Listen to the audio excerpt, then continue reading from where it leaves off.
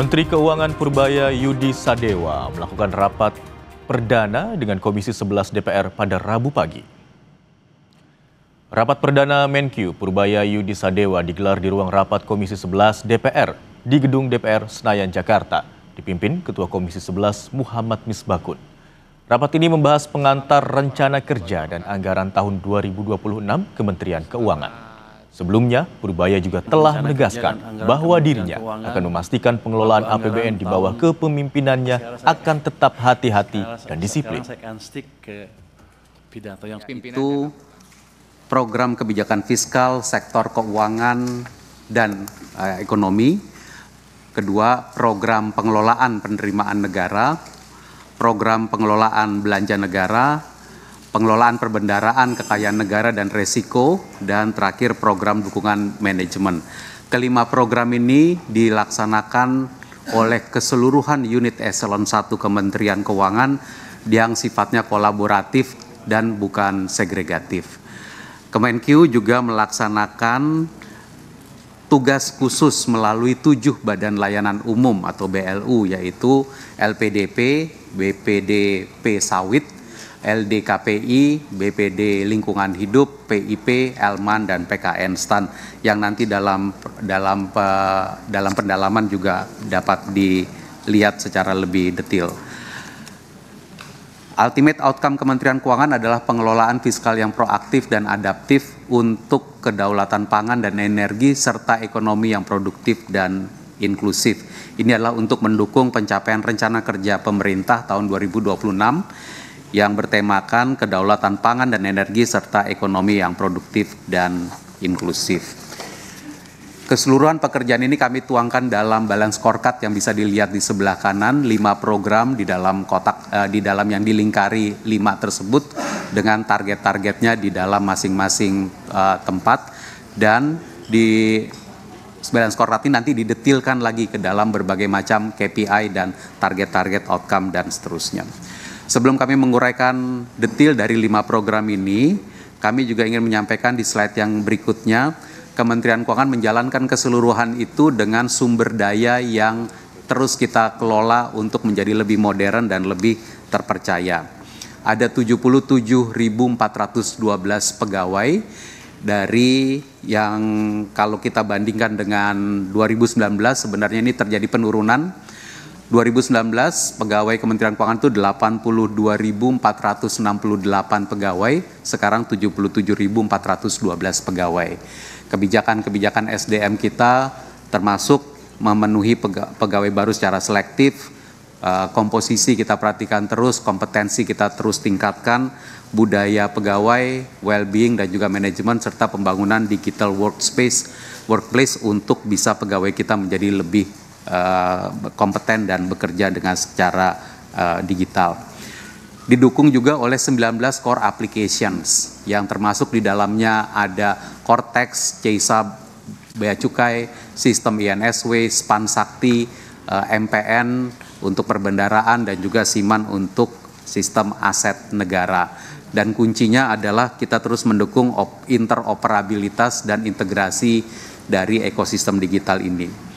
Keseluruhannya bekerja di dalam 1071 satuan kerja yang terus kita lakukan penguatan dengan pengawasan internal yang makin kuat dan dengan anggaran sebesar 42,82 triliun.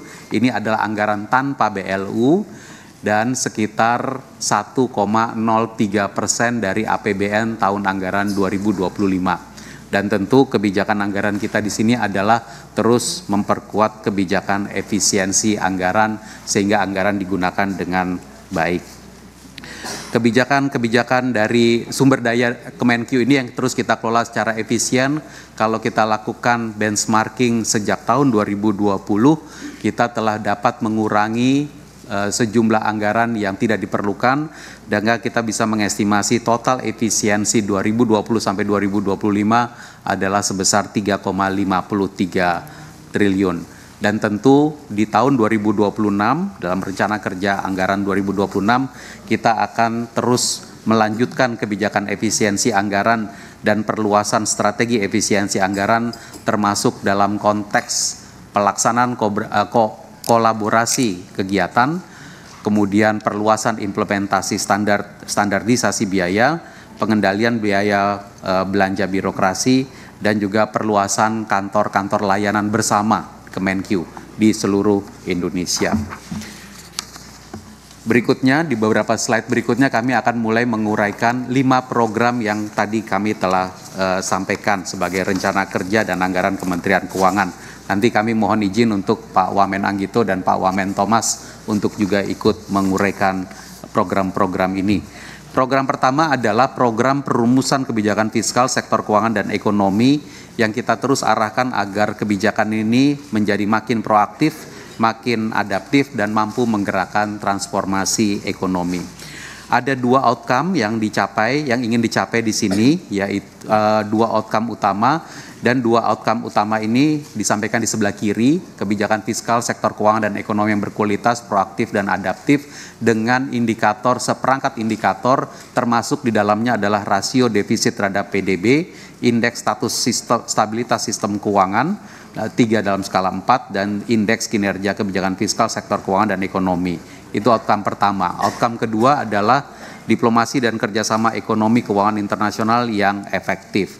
Dan anggaran yang dibutuhkan untuk ini adalah di sebelah kanan atas, pagu anggaran 90,03 miliar, tapi kalau ditambah dengan atribusi dukungan manajemen yang utamanya adalah pembayaran gaji, karena pembayaran gaji di Kementerian Keuangan itu disatukan, disentralisasi.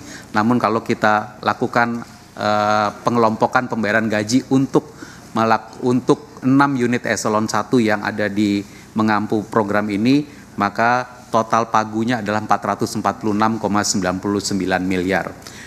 Program perumusan kebijakan fiskal dan sektor keuangan ini diampu oleh 6 unit eselon 1, DJSEF, DJSPSK, DJBC, DJPK, DJPPR, dan DJA. Ini yang kami maksud tadi sebagai program yang sifatnya kolaboratif. Beberapa fokus kegiatan kami sampaikan dan highlight 2026 antara lain adalah sinergi dan harmonisasi kebijakan fiskal pusat dan daerah, pemberian fasilitas dukungan insentif fiskal, transformasi kebijakan ekosistem investasi, penguatan kepemimpinan Indonesia dalam tata kelola ekonomi dan keuangan internasional global, optimalisasi kemitraan dan kerjasama internasional, penguatan stabilitas, pendalaman, dan inklusivitas sektor keuangan, serta ekosistem profesi keuangan yang sehat. Program kedua adalah program pengelolaan penerimaan negara, dan Pak Wamen Anggito mohon izin pimpinan dan Ibu Bapak anggota untuk diuraikan oleh Pak Wamen Anggito. Terima kasih Pak Wamen Suhasil.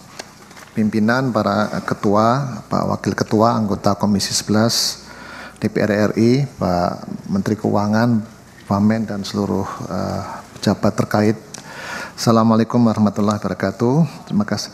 Untuk program kedua dari Kementerian Keuangan adalah pengelolaan penerimaan negara yang ditujukan untuk meningkatkan atau mengoptimalisasi pendapatan negara, tentu dengan yang berkeadilan. Nah, program ini akan diampu secara kolaboratif oleh 4